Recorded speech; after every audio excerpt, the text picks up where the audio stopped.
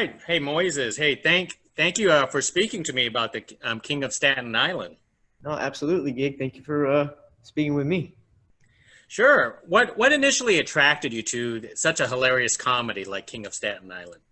I mean, definitely who's attached and the script itself, although that was given to me later on. But initially, it was just presented, as a wonderful opportunity to work with Judd Apatow and Pete Davidson. And later on, came to find out that Robert Elswit was photographing the film and or was the cinematographer, and those are all just amazingly talented people, and I think that that's why it came together to create something so different and cool.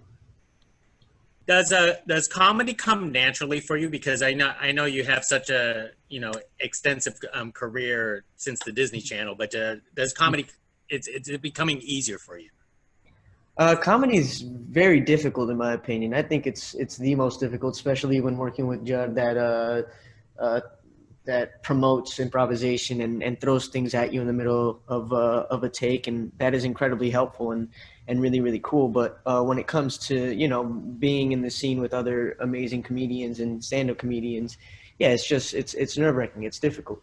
Whereas every other genre of filmmaking and just working in general is you stick to what's on the page and you try to feel it, try to say it as naturally as you can, you know, kind of get to. But yeah, comedy is just about finding and catching a rhythm and a flow, and I think that that was one of the coolest parts about working on this. I like the fact that you're so open to jokes at your own expense. I mean, how are you so okay with like all the short jokes that they actually threw at you? And it's been since I can possibly remember. So at this point, it's I guess just flipping it, and Igor was a wonderful opportunity to be it didn't call for being kind and sort of open and vulnerable, but it just kind of felt right to balance out all the New Yorkness, the Staten Islandness of the script and of the really tone of the story. I think that maybe we weren't, because you don't shoot in sequence and you hope that the things work. But once they came together, I think that, Ricky's wild and Lou balances him out. And I think the gang, the core group of four guys just really are misfits. So when you develop your character Igor with the rest of the crew, I mean, how did you guys bounce off like these jokes, these improv jokes that you actually come up with? I mean, I think just our physical selves, that we started there. But I mean, when we arrived to New York, we were in New York City for maybe a week or two, and it started with going to I'd say not necessarily table reads or anything like that, more so uh, improv reads, just filling out each other's ideas, and that was about 3 or 4 sessions of that. That was really critical for when we got on set for it to flow a little easier. But yeah, I think you take a chance every time you work on a project, especially when it's a group of guys. Uh, so in this case, yeah, I think it was all those classes with Judd and Pete and Ricky and really everyone. I pretty much met all the people that I was in scenes with in those sessions. So um, there's not one way to do it, but that was definitely helpful. Obviously, Pete Davidson is the one that everything circles around his character and his acting in this film. What is he like when the cameras aren't rolling? Pretty much how he is in the film. You know, we worked together for a while and kicked it a couple times, but once watching the film, you really grow to appreciate a different side of Pete. I think that that's what's so amazing about this film. And yeah, it is funny, and yeah, it is a bunch of incredible comedians and actors and just creators in general. But it has heart and it has some level of reality to it. So I think that that's why it hits so differently. obviously the tattoos that's portrayed in the film is not yours. Could you talk about applying all those tattoos, and do you have any real tattoos for yourself? I have none, and this was a dream of mine to be tatted all over my body. Yeah, I've never. It's been too cold during Halloween to do this, so yeah, I was stoked that I got this opportunity to see what I would look like with tattoos. Even though the choices Igor made and his friends made were not the greatest, but honestly, we started with like twice the amount of tattoos, pretty much on each person, and then I think we just started to pull and switch and find what every person's sort of ideas were for each character. And yeah, that was in the same week, 2 weeks that we were in the city, and that was a good time. Did you have a favorite one yourself? You can't not appreciate the cat butthole on the belly button. I think that was the most creative and just ridiculous thing I've ever seen.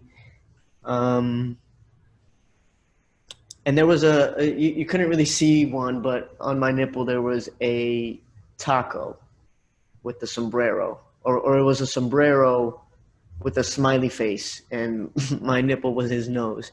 It was something absurd, but just little ones like that probably weren't seen on screen. Excellent.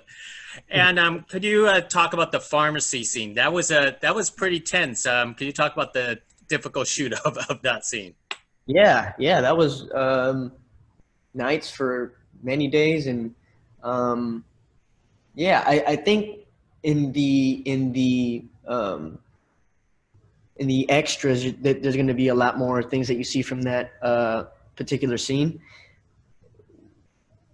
I forget if the flamethrower and stuff is even in the movie, but yeah, that scene was a lot more elaborate, and I'm hoping to see, um, if the extras have a little more of that.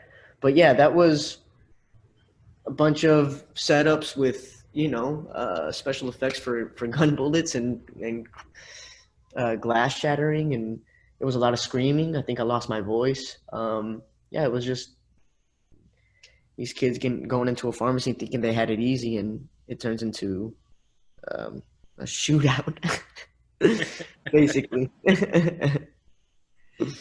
Now, what's unique about your character is not only that you acted along with Pete Davidson, you also kind of acted with his sister, Casey Davidson, in, Yes, in a scene. Could you talk about that? Is she anything like very her much. brother?